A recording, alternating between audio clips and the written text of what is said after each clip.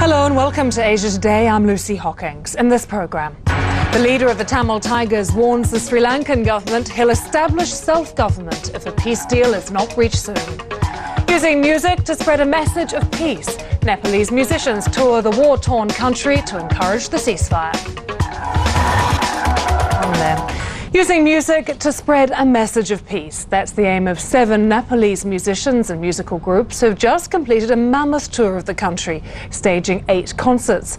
Their tour was planned long before a current ceasefire by Maoist rebels, but they hope the concerts will persuade the rebels to extend it and the government to reciprocate it.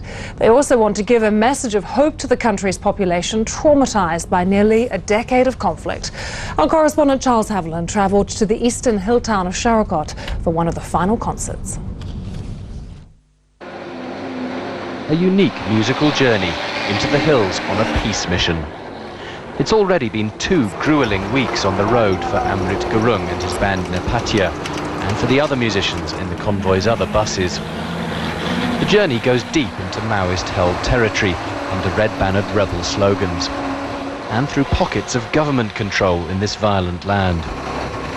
Amrit says the concerts seek to conquer people's fear of both armed sides, the fear that stops them from simply moving around. Whenever we do a program, concert, people have a chance to come to the towns to see the people and some movement around the town.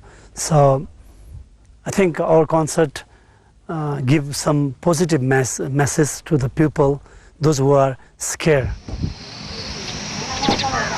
At their house near the town the musicians are heading for, Charakot, Sita Raut and her family know the raw pain of violence in Nepal.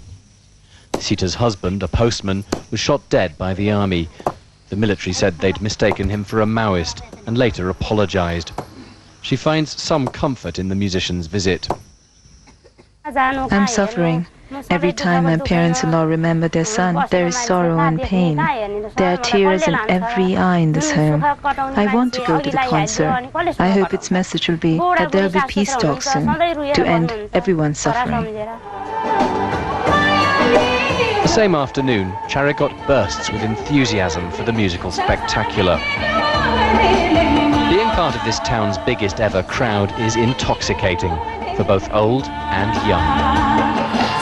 For Sita and most others, these are familiar musicians, but familiar only through radio or tape. Of the tens of thousands here today, most have never watched a live concert before in their lives. Along with radio relays, this series of concerts has reached millions. Some have called the high turnout a unanimous vote for peace, the peace that Nepal's rebels, rulers and politicians have failed to bring.